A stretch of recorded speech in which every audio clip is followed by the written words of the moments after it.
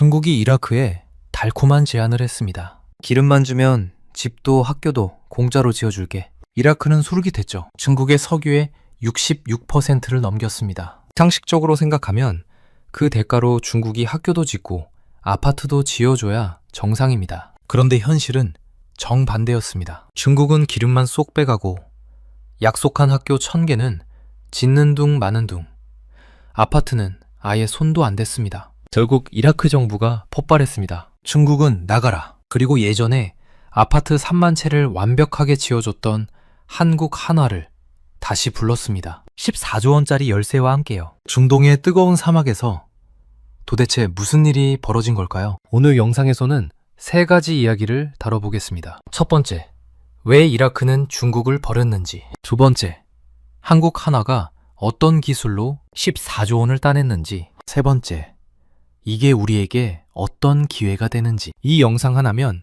중동 건설 시장의 판도가 어떻게 바뀌고 있는지 누구나 쉽게 이해하실 수 있을 겁니다. 그럼 바로 시작하겠습니다. 본격적인 분석에 들어가기 전에 아직 구독 안 하신 분들은 지금 구독 버튼 눌러주시면 감사하겠습니다. 이런 경제 이야기 꾸준히 전해드리고 있습니다. 먼저 이라크가 왜 이렇게 절박했는지부터 알아야 합니다. 이라크는 수십 년 동안 전쟁을 겪었어요. 1980년대 이란과 전쟁, 1990년대 걸프전, 2003년 미국 침공, 그 이후로는 내전까지. 집이 폭격으로 무너지고 학교가 불타고 도로가 끊어졌습니다. 전쟁이 끝나도 문제였어요. 사람들은 살 곳이 없었거든요. 숫자로 보면 더 심각합니다. 이라크에는 학교가 13,000개나 부족합니다. 전기도 하루에 몇 시간밖에 안 들어오고 깨끗한 물도 구하기 어렵습니다. 그런데 인구는 계속 늘어나요. 젊은 층이 많아서 매년 수십만 명이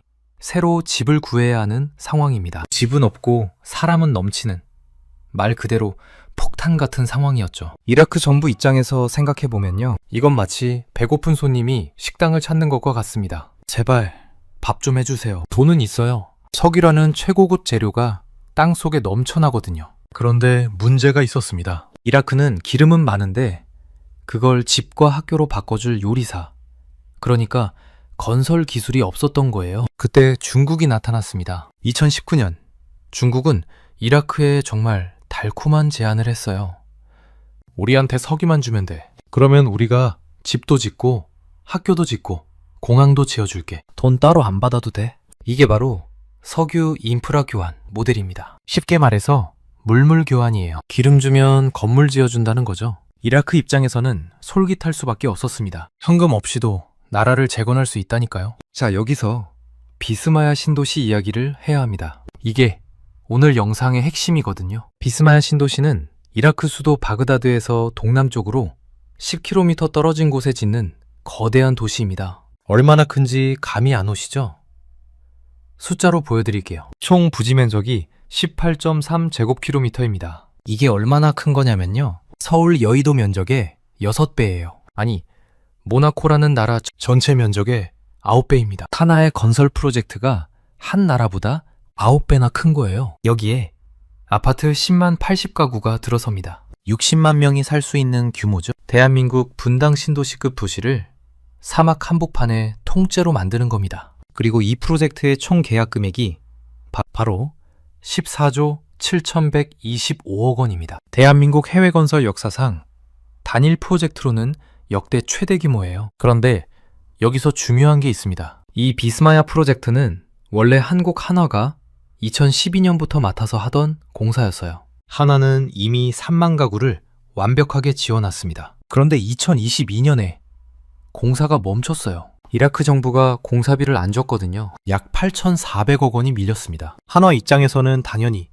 돈 안 주면 못 짓지 라며 공사를 중단할 수밖에 없었죠. 그 사이에 중국이 비집고 들어왔습니다. 자, 이제 왜 이라크가 중국을 버렸는지 본격적으로 파헤쳐 보겠습니다. 첫 번째 이유는 중국의 석유만 빼가기 전략입니다. 중국 기업들은 이라크에서 뭘 했을까요? 석유를 퍼갔습니다. 정말 열심히 퍼갔어요. 현재 중국 기업들은 이라크 석유 매장량의 34%를 장악하고 있습니다. 생산량으로 따지면 무려 66%예요. 이라크에서 나오는 기름의 3분의 1을 중국이 가져가는 겁니다. 이건 마치 요리사한테 재료비를 먼저 다 줬는데 그 요리사가 재료만 챙겨서 자기 집으로 가져가는 것과 같아요. 왜 이런 일이 벌어졌을까요? 구조적인 문제가 있습니다. 석유 사업은 돈이 확실하게 벌리거든요. 땅 파서 기름 뽑아서 팔면 끝이에요. 반면에 아파트 짓고 학교 짓는 건 시간도 오래 걸리고 수익도 불확실합니다. 중국 기업들 입장에서는 당연히 돈 되는 쪽에 집중했죠. 석유는 열심히 뽑고 건설은 대충 하거나 아예 안 했습니다. 이라크 국민들 입장에서 생각해보면요. 우리 땅에 기름을 퍼가면서 약속한 집은 안 지어주고 학교도 안 지어주고 뭘 해준 게 없는 거예요. 배고픈 손님한테 밥 해줄게 하고 재료비만 받아간 셈이죠. 그것도 재료의 66%를요. 이라크 정부가 화가 날 수밖에 없었습니다. 두 번째 이유는 중국 건설의 질적 문제입니다. 중국이 그나마 손을 댄 프로젝트가 있었어요. 바로 1000개 학교 건설 프로젝트입니다. 이라크의 학교가 13,000개나 부족하다고 했잖아요. 그래서 중국이 우리가 학교 1000개 지어줄게 했습니다. 그런데 결과가 어땠을까요? 공정률이 기대에 한참 못 미쳤습니다. 약속한 기간 안에 제대로 완성된 학교가 거의 없었어요. 그나마 지은 건물들도 문제였습니다. 안전성 논란이 불거졌거든요. 쉽게 말해서 부실공사 의혹이 터진 거예요. 여기서 비유를 하나 들어볼게요. 여러분이 인테리어 업체에 집 리모델링을 맡겼다고 생각해 보세요. 그런데 그 업체가 공사 기간은 계속 미루고 그나마 한 것도 벽이 삐뚤어지고 천장에서 물이 새요. 그러면 어떻게 하시겠어요? 당연히 당신들 나가! 라고 하겠죠? 이라크가 중국한테 한 게 바로 이겁니다. 여기에 더해서 중국 기업들의 계약 구조가 불투명했습니다. 뭘 얼마에 짓기로 했는지, 돈이 어디로 흘러가는지 제대로 공개가 안 됐어요. 이라크 내부에서 이거 부패 아니야? 라는 목소리가 터져 나왔습니다. 시민단체들이 반발하고 친서방 진영에서도 문제 제기를 했죠. 중국에 대한 신뢰가 바닥을 친 겁니다. 자, 그러면 왜 한국이었을까요? 세 번째 이유, 한화의 기술력과 신뢰입니다. 한화는 비스마야에서 이미 3만 가구를 완공한 상태였어요. 그것도 아주 완벽하게요. 여기서 한화가 쓴 기술이 있습니다. PC 공법이라고 해요. 프리캐스트 콘크리트의 약자인데요. 쉽게 설명해 드릴게요. 보통 건물을 지을 때는 현장에서 콘크리트를 붓고 굳히고 하잖아요. 그런데 PC 공법은 다릅니다. 공장에서 벽, 기둥, 바닥을 미리 만들어요. 레고 블록처럼요. 그리고 현장에서는 그걸 조립만 합니다. 이게 왜 대단하냐면요. 이라크 사막은 낮에 50도까지 올라가고 모래바람이 엄청 셉니다. 일반적인 방식으로 콘크리트를 부으면 품질이 들쭉날쭉해져요. 그런데 PC공법은 공장 안에서 만드니까 날씨 영향을 안 받습니다. 균일한 품질이 나오죠. 한화는 현지에 세계 최대 규모의 PC 공장을 지었어요. 제조 라인만 18개입니다. 여기서 찍어낸 부품들로 아파트를 레고 조립하듯 빠르게 지었습니다. 그리고 또 하나, 한화는 단순히 아파트만 지은 게 아닙니다. 도로, 상하수도, 전기망, 가스 공급망, 학교, 병원, 경찰서, 소방서까지 도시 전체의 인프라를 패키지로 설계하고 시공했어요. 이걸 디자인 빌드 방식이라고 합니다. 신도시 하나를 통째로 만들어주는 거죠. 특히 한화가 만든 지하 공동구 시스템이 있어요. 도시의 모든 전선과 통신망을 지하 터널에 매립하는 겁니다. 이게 왜 중요하냐면요. 지상에 전선을 깔면 사막의 모래바람이나 폭염 때문에 자주 고장나거든요. 그런데 지하에 넣으면 환경 변화로부터 보호되고 나중에 고칠 때도 편해요. 이런 첨단 기술력이 한화가 가진 무기였습니다. 네 번째 이유는 대한민국 정부의 적극적인 세일즈 외교입니다. 사실 한화와 이라크 사이에는 돈 문제가 있었잖아요. 8,400억 원이 밀렸다고 했죠. 이걸 해결하지 않으면 공사 재개는 불가능했습니다. 여기서 대한민국 정부가 나섰습니다. 박상우 국토교통부 장관을 단장으로 하는 수주지원단이 직접 이라크를 방문했어요. 이라크 국가투자위원회 의장을 만나서 협상을 했습니다. 윤석열 대통령의 해외 건설 활성화 의지도 전달했고요. 쉽게 말해서 정부가 직접 영업사원처럼 뛴 거예요. 결과가 어땠을까요? 2023년 말 이라크 정부가 밀린 돈 중에서 약 3천억 원을 먼저 지급했습니다. 신뢰 회복의 신호탄이었죠. 그리고 2024년 12월 5일 드디어 수정 계약이 체결됐습니다. 수정. 계약의 핵심 내용을 정리해 드릴게요. 총 계약 금액이 기존 101억 달러에서 103억 9,800만 달러로 늘었습니다. 한화로 약 17조 7,125억 원이에요. 약 3,920억 원이 증액된 거죠. 공사 완료 기한은 2027년에서 2032년 12월 31일로 연장됐고요. 잔여 물량인 7만 가구와 기반 시설 전체에 대한 전권이 한화에 위임됐습니다. 자, 여기서 결정적인 사건 하나를 더 말씀드려야 합니다. 알포 신항만 사건이에요. 알포는 이라크 남부에 있는 항구입니다. 페르시아만으로 나가는 관문이죠. 이라크 정부는 여기에 대규모 신항만을 건설하려고 했어요. 이 사업을 놓고 치열한 경쟁이 벌어졌습니다. 이라크 내부에서 친이란 계열 파벌은 중국 기업을 밀었어요. 시위까지 벌였습니다. 그런데 이라크 정부는 어떤 결정을 내렸을까요? 한국의 대우건설에 최종 사업권을 줬습니다. 왜였을까요? 기술력과 신뢰성 때문이었습니다. 이라크 정부가 이런 메시지를 보낸 거예요. 우리는 이제 저렴한 가격이나 정치적 압박에 휘둘리지 않겠다. 국가의 100년 대계를 위해 검증된 파트너를 선택하겠다. 비스마야도 같은 맥락입니다. 중국의 값싼 제안보다 한국의 확실한 기술을 선택한 거죠. 잠깐 정리해 볼게요. 왜 이라크는 중국을 버리고 한국을 선택했을까요? 첫째, 중국은 석유만 66% 빼가고 건설은 안 했습니다. 둘째, 그나마 한 건설도 부실했습니다. 셋째, 하나는 이미 3만 가구를 완벽하게 지어서 신뢰를 입증했습니다. 넷째, 대한민국 정부가 적극적으로 외교에 나섰습니다. 이걸 다시 요리사 비유로 설명해 볼게요. 이라크라는 배고픈 손님이 중국 식당에 들어갔어요. 기름 줄 테니 맛있는 요리 해줘. 그런데 중국 식당은 재료만 받아가고 요리는 안 해줬어요. 그나마 만든 것도 맛이 없고 위생도 불량했죠. 결국 손님이 폭발했습니다. 너네 나가!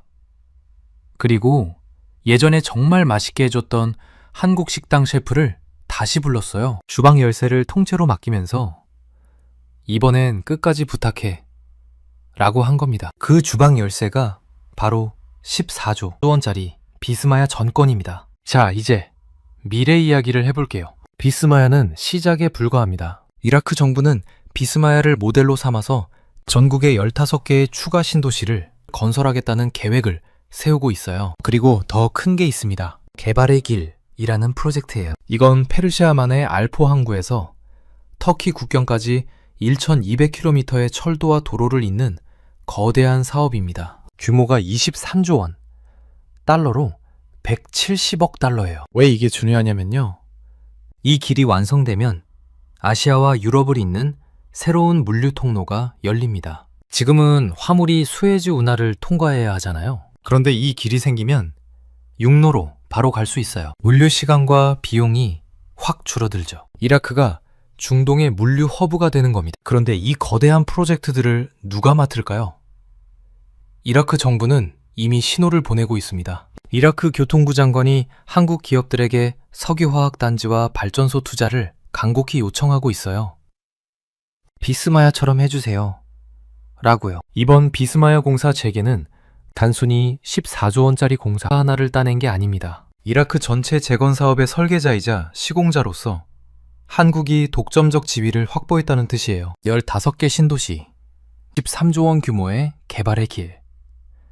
이 모든 게 한국 기업들 앞에 펼쳐진 기회입니다. 한화가 2032년까지 비스마야에 남은 7만 가구를 성공적으로 완공한다면요. 이건 대한민국 해외 건설 역사상 가장 성공적인 K신도시 수출 1호 사례로 기록될 겁니다. 중동을 넘어 전 세계 재건 시장에서 한국의 위상을 다시 한번 드높이는 계기가 되겠죠. 하지만 여기서 균형 잡힌 시각이 필요합니다. 곡봉에 취해서 리스크를 못 보면 안 되거든요. 우리가 경계해야 할 것들이 있습니다. 첫 번째 리스크는 유가 변동성입니다. 이라크가 공사비를 어디서 마련할까요?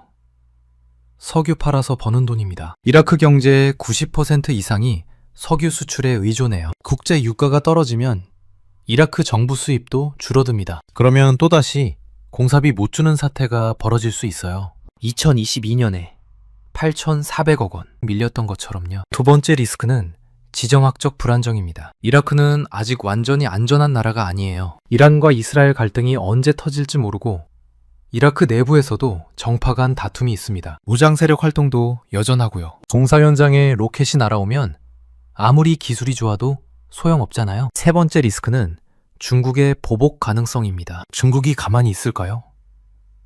이라크 석유 시장의 66%를 장악하고 있는 중국이에요. 한국 기업의 영향력이 커지는 걸 견제하기 위해서 에너지 공급이나 물류 쪽에서 유무형의 압박을 가할 수도 있습니다. 네 번째 리스크는 이라크의 부패와 관료주의입니다. 이라크는 비즈니스 투명성이 낮은 나라예요. 복잡한 승인 절차, 예측 불가능한 행정 처리, 이런 것들이 공기지연의 고질적인 원인입니다. 이번 수정 계약도 이라크 국무회의 승인을 거쳐야 하는데 그 과정에서 조건이 바뀔 수도 있어요. 그래서 우리는 기회와 리스크를 동시에 봐야 합니다. 비스마야, 성공이 확정된 게 아니에요. 앞으로 8년 동안 7만 가구를 더 지어야 합니다. 그 과정에서 육아가 출렁이고 정치가 불안해지고 중국이 견제하고 행정이 꼬일 수 있어요. 그럼에도 불구하고 이번 계약이 의미 있는 이유는 뭘까요? 한국건설의 핵심 경쟁력이 다시 한번 입증됐기 때문입니다. 저가 푸주의 중국을 이긴 건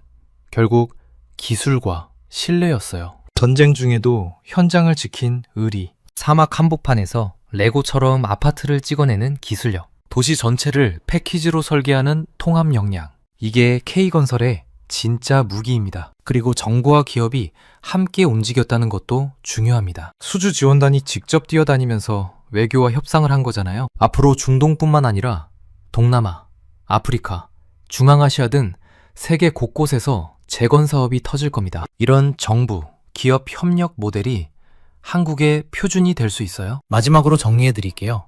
2019년 중국은 이라크에 달콤한 제안을 했습니다. 기름 주면 다 지어줄게. 하지만 5년 뒤 이라크는 중국 나가 라고 외쳤습니다. 석유만 66% 빼가고 건설은 안 했거든요. 그리고 이라크는 예전에 3만 가구를 완벽하게 지어준 한국 하나를 다시 불렀습니다. 14조 원짜리 열쇠와 함께요. 이건 단순한 건설 계약이 아닙니다. 중동 시장의 지정학적 패러다임이 저가 수주의 중국에서 기술 신뢰의 한국으로 이동하고 있다는 신호탄입니다. 15개 추가 신도시, 23조 원 규모의 개발의 길, 이 모든 기회가 한국 앞에 펼쳐져 있습니다. 물론 리스크도 있습니다. 육아 변동, 지정학적 불안, 중국의 견제, 관료주의. 하지만 기술과 신뢰로 무장한 K건설이 어떻게 이 기회를 살려나갈지 지켜볼 가치가 있습니다. 이라크의 뜨거운 사막 위에서 한국의 기술력이 어떻게 꽃피울지 전 세계가 주목하고 있습니다. 여러분은 이번 비스마야 프로젝트에 대해 어떻게 생각하시나요? K건설의 미래가 밝다고 보시는지 아니면 리스크가 너무 크다고 보시는지 여러분의 의견을 댓글로 공유해 주시면 감사하겠습니다. 오늘 영상은 여기까지입니다. 긴 영상 시청해 주셔서 감사합니다. 구독과 좋아요 한 번씩만 눌러주시면 정말 큰 힘이 됩니다. 중국이 이라크에 달콤한 제안을 했습니다. 기름만 주면 집도 학교도 공짜로 지어줄게. 이라크는 솔깃했죠. 중국의 석유의 66%를 넘겼습니다. 상식적으로 생각하면 그 대가로 중국이 학교도 짓고 아파트도 지어줘야 정상입니다. 그런데 현실은 정반대였습니다. 중국은 기름만 쏙 빼가고 약속한 학교 1000개는 짓는 둥 마는 둥, 아파트는 아예 손도 안 댔습니다. 결국 이라크 정부가 폭발했습니다. 중국은 나가라. 그리고 예전에 아파트 3만 채를 완벽하게 지어줬던 한국 한화를 다시 불렀습니다. 14조 원짜리 열쇠와 함께요. 중동의 뜨거운 사막에서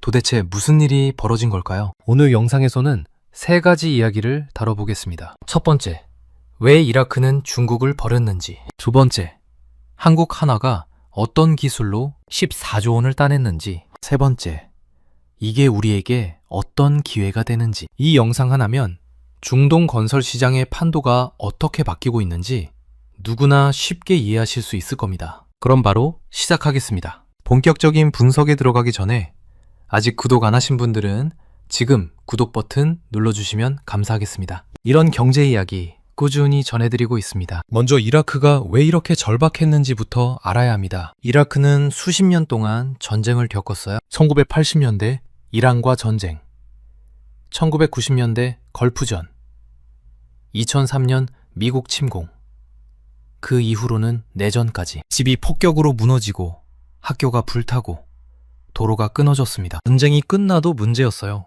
사람들은 살 곳이 없었거든요. 숫자로 보면 더 심각합니다. 이라크에는 학교가 13,000개나 부족합니다. 전기도 하루에 몇 시간밖에 안 들어오고 깨끗한 물도 구하기 어렵습니다. 그런데 인구는 계속 늘어나요. 젊은 층이 많아서 매년 수십만 명이 새로 집을 구해야 하는 상황입니다. 집은 없고 사람은 넘치는, 말 그대로 폭탄 같은 상황이었죠. 이라크 정부 입장에서 생각해보면요, 이건 마치 배고픈 손님이 식당을 찾는 것과 같습니다. 제발 밥 좀 해주세요. 돈은 있어요. 석유라는 최고급 재료가 땅 속에 넘쳐나거든요. 그런데 문제가 있었습니다. 이라크는 기름은 많은데 그걸 집과 학교로 바꿔줄 요리사, 그러니까 건설 기술이 없었던 거예요. 그때 중국이 나타났습니다. 2019년 중국은 이라크에 정말 달콤한 제안을 했어요.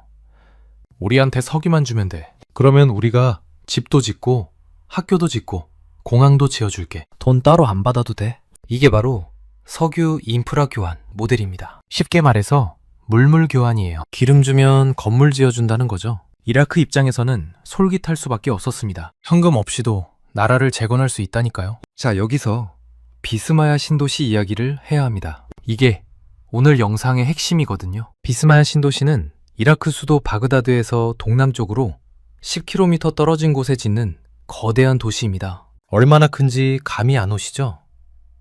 숫자로 보여드릴게요. 총 부지 면적이 18.3제곱킬로미터입니다. 이게 얼마나 큰 거냐면요, 서울 여의도 면적의 6배예요. 아니, 모나코라는 나라 전체 면적의 9배입니다. 하나의 건설 프로젝트가 한 나라보다 9배나 큰 거예요. 여기에 아파트 10만 80가구가 들어섭니다. 60만 명이 살 수 있는 규모죠. 대한민국 분당 신도시급 도시를 사막 한복판에 통째로 만드는 겁니다. 그리고 이 프로젝트의 총 계약 금액이 바로 14조 7,125억 원입니다. 대한민국 해외 건설 역사상 단일 프로젝트로는 역대 최대 규모예요. 그런데 여기서 중요한 게 있습니다. 이 비스마야 프로젝트는 원래 한국 한화가 2012년부터 맡아서 하던 공사였어요. 한화는 이미 3만 가구를 완벽하게 지어놨습니다. 그런데 2022년에 공사가 멈췄어요. 이라크 정부가 공사비를 안 줬거든요. 약 8,400억 원이 밀렸습니다. 한화 입장에서는 당연히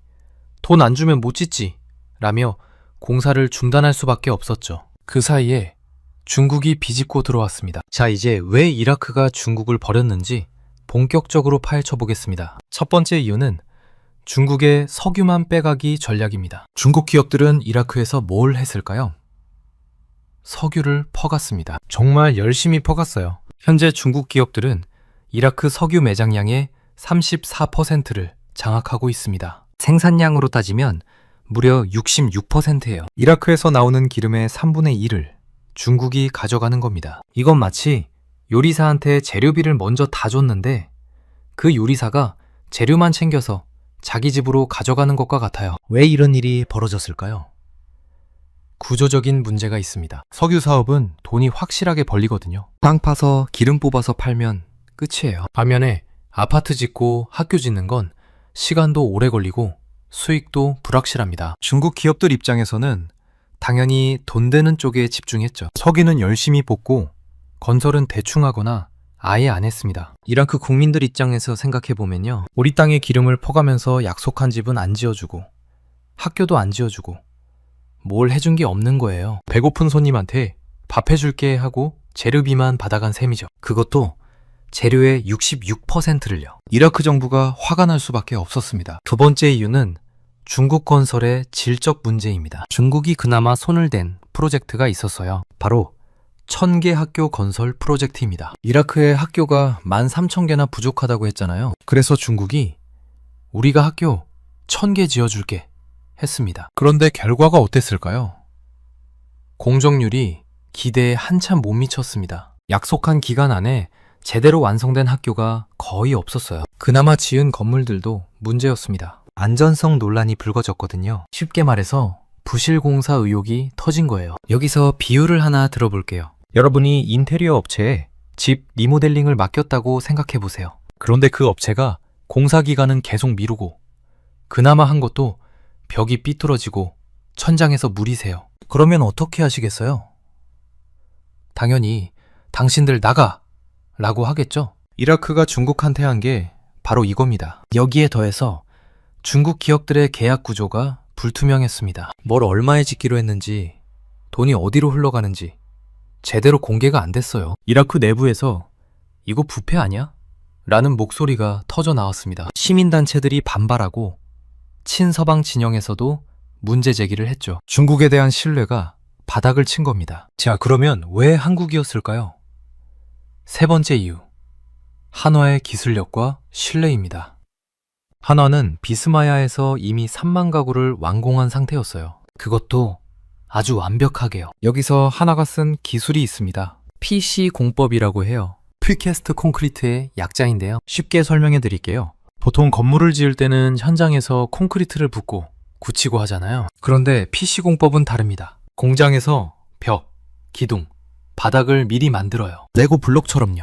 그리고 현장에서는 그걸 조립만 합니다. 이게 왜 대단하냐면요. 이라크 사막은 낮에 50도까지 올라가고 모래바람이 엄청 셉니다. 일반적인 방식으로 콘크리트를 부으면 품질이 들쭉날쭉해져요. 그런데 PC 공법은 공장 안에서 만드니까 날씨 영향을 안 받습니다. 균일한 품질이 나오죠. 한화는 현지에 세계 최대 규모의 PC 공장을 지었어요. 제조 라인만 18개입니다. 여기서 찍어낸 부품들로 아파트를 레고 조립하듯 빠르게 지었습니다. 그리고 또 하나, 한화는 단순히 아파트만 지은 게 아닙니다. 도로, 상하수도, 전기망, 가스 공급망, 학교, 병원, 경찰서, 소방서까지 도시 전체의 인프라를 패키지로 설계하고 시공했어요. 이걸 디자인 빌드 방식이라고 합니다. 신도시 하나를 통째로 만들어주는 거죠. 특히 한화가 만든 지하 공동구 시스템이 있어요. 도시의 모든 전선과 통신망을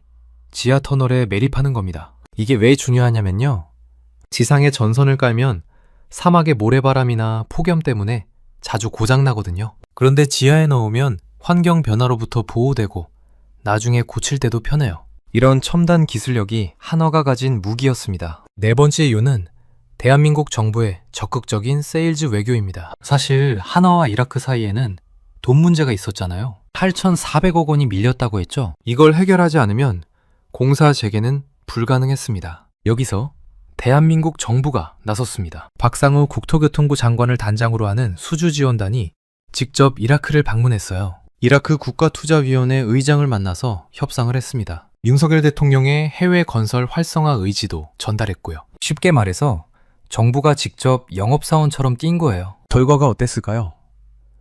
2023년 말 이라크 정부가 밀린 돈 중에서 약 3천억 원을 먼저 지급했습니다. 신뢰 회복의 신호탄이었죠. 그리고 2024년 12월 5일 드디어 수정 계약이 체결됐습니다. 수정, 계약의 핵심 내용을 정리해 드릴게요. 총 계약 금액이 기존 101억 달러에서 103억 9,800만 달러로 늘었습니다. 한화로 약 17조 7,125억 원이에요. 약 3,920억 원이 증액된 거죠. 공사 완료 기한은 2027년에서 2032년 12월 31일로 연장됐고요. 잔여 물량인 7만 가구와 기반시설 전체에 대한 전권이 한화에 위임됐습니다. 자, 여기서 결정적인 사건 하나를 더 말씀드려야 합니다. 알포 신항만 사건이에요. 알포는 이라크 남부에 있는 항구입니다. 페르시아만으로 나가는 관문이죠. 이라크 정부는 여기에 대규모 신항만을 건설하려고 했어요. 이 사업을 놓고 치열한 경쟁이 벌어졌습니다. 이라크 내부에서 친이란 계열 파벌은 중국 기업을 밀었어요. 시위까지 벌였습니다. 그런데 이라크 정부는 어떤 결정을 내렸을까요? 한국의 대우건설에 최종 사업권을 줬습니다. 왜였을까요? 기술력과 신뢰성 때문이었습니다. 이라크 정부가 이런 메시지를 보낸 거예요. 우리는 이제 저렴한 가격이나 정치적 압박에 휘둘리지 않겠다. 국가의 100년 대계를 위해 검증된 파트너를 선택하겠다. 비스마야도 같은 맥락입니다. 중국의 값싼 제안보다 한국의 확실한 기술을 선택한 거죠. 잠깐 정리해 볼게요. 왜 이라크는 중국을 버리고 한국을 선택했을까요? 첫째, 중국은 석유만 66% 빼가고 건설은 안 했습니다. 둘째, 그나마 한 건설도 부실했습니다. 셋째, 하나는 이미 3만 가구를 완벽하게 지어서 신뢰를 입증했습니다. 넷째, 대한민국 정부가 적극적으로 외교에 나섰습니다. 이걸 다시 요리사 비유로 설명해 볼게요. 이라크라는 배고픈 손님이 중국 식당에 들어갔어요. 기름 줄 테니 맛있는 요리 해줘. 그런데 중국 식당은 재료만 받아가고 요리는 안 해줬어요. 그나마 만든 것도 맛이 없고 위생도 불량했죠. 결국 손님이 폭발했습니다. 너네 나가! 그리고 예전에 정말 맛있게 해줬던 한국 식당 셰프를 다시 불렀어요. 주방 열쇠를 통째로 맡기면서 이번엔 끝까지 부탁해 라고 한 겁니다. 그 주방 열쇠가 바로 14조 원짜리 비스마야 전권입니다. 자, 이제 미래 이야기를 해볼게요. 비스마야는 시작에 불과합니다. 이라크 정부는 비스마야를 모델로 삼아서 전국에 15개의 추가 신도시를 건설하겠다는 계획을 세우고 있어요. 그리고 더 큰 게 있습니다. 개발의 길이라는 프로젝트예요. 이건 페르시아만의 알포 항구에서 터키 국경까지 1,200km의 철도와 도로를 잇는 거대한 사업입니다. 규모가 23조 원, 달러로 170억 달러예요. 왜 이게 중요하냐면요. 이 길이 완성되면 아시아와 유럽을 잇는 새로운 물류 통로가 열립니다. 지금은 화물이 수에즈 운하를 통과해야 하잖아요. 그런데 이 길이 생기면 육로로 바로 갈 수 있어요. 물류 시간과 비용이 확 줄어들죠. 이라크가 중동의 물류 허브가 되는 겁니다. 그런데 이 거대한 프로젝트들을 누가 맡을까요? 이라크 정부는 이미 신호를 보내고 있습니다. 이라크 교통부 장관이 한국 기업들에게 석유화학 단지와 발전소 투자를 간곡히 요청하고 있어요. 비스마야처럼 해주세요. 라고요. 이번 비스마야 공사 재개는 단순히 14조 원짜리 공사 하나를 따낸 게 아닙니다. 이라크 전체 재건 사업의 설계자이자 시공자로서 한국이 독점적 지위를 확보했다는 뜻이에요. 15개 신도시, 13조 원 규모의 개발의 길. 이 모든 게 한국 기업들 앞에 펼쳐진 기회입니다. 한화가 2032년까지 비스마야에 남은 7만 가구를 성공적으로 완공한다면요. 이건 대한민국 해외 건설 역사상 가장 성공적인 K신도시 수출 1호 사례로 기록될 겁니다. 중동을 넘어 전 세계 재건 시장에서 한국의 위상을 다시 한번 드높이는 계기가 되겠죠. 하지만 여기서 균형 잡힌 시각이 필요합니다. 곡봉에 취해서 리스크를 못 보면 안 되거든요. 우리가 경계해야 할 것들이 있습니다. 첫 번째 리스크는 유가 변동성입니다. 이라크가 공사비를 어디서 마련할까요?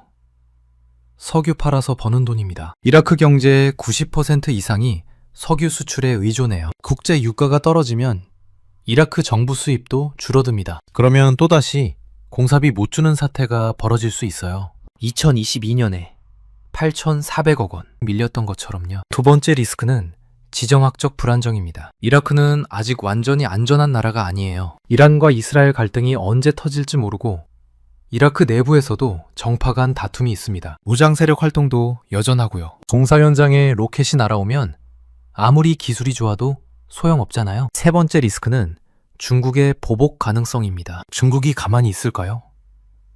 이라크 석유 시장의 66%를 장악하고 있는 중국이에요. 한국 기업의 영향력이 커지는 걸 견제하기 위해서 에너지 공급이나 물류 쪽에서 유무형의 압박을 가할 수도 있습니다. 네 번째 리스크는 이라크의 부패와 관료주의입니다. 이라크는 비즈니스 투명성이 낮은 나라예요. 복잡한 승인 절차, 예측 불가능한 행정 처리, 이런 것들이 공기지연의 고질적인 원인입니다. 이번 수정 계약도 이라크 국무회의 승인을 거쳐야 하는데 그 과정에서 조건이 바뀔 수도 있어요. 그래서 우리는 기회와 리스크를 동시에 봐야 합니다. 비스마야, 성공이 확정된 게 아니에요. 앞으로 8년 동안 7만 가구를 더 지어야 합니다. 그 과정에서 유가가 출렁이고 정치가 불안해지고 중국이 견제하고 행정이 꼬일 수 있어요. 그럼에도 불구하고 이번 계약이 의미 있는 이유는 뭘까요? 한국건설의 핵심 경쟁력이 다시 한번 입증됐기 때문입니다. 저가 푸주의 중국을 이긴 건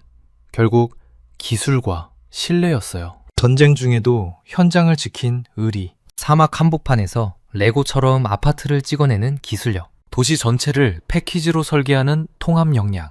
이게 K건설의 진짜 무기입니다. 그리고 정부와 기업이 함께 움직였다는 것도 중요합니다. 수주 지원단이 직접 뛰어다니면서 외교와 협상을 한 거잖아요. 앞으로 중동뿐만 아니라 동남아, 아프리카, 중앙아시아 등 세계 곳곳에서 재건 사업이 터질 겁니다. 이런 정부, 기업 협력 모델이 한국의 표준이 될 수 있어요. 마지막으로 정리해 드릴게요. 2019년 중국은 이라크에 달콤한 제안을 했습니다. 기름 주면 다 지어줄게. 하지만 5년 뒤 이라크는 중국 나가 라고 외쳤습니다. 석유만 66% 빼가고 건설은 안 했거든요. 그리고 이라크는 예전에 3만 가구를 완벽하게 지어준 한국 하나를 다시 불렀습니다. 14조 원짜리 열쇠와 함께요. 이건 단순한 건설 계약이 아닙니다. 중동 시장의 지정학적 패러다임이 저가 수주의 중국에서 기술 신뢰의 한국으로 이동하고 있다는 신호탄입니다. 15개 추가 신도시,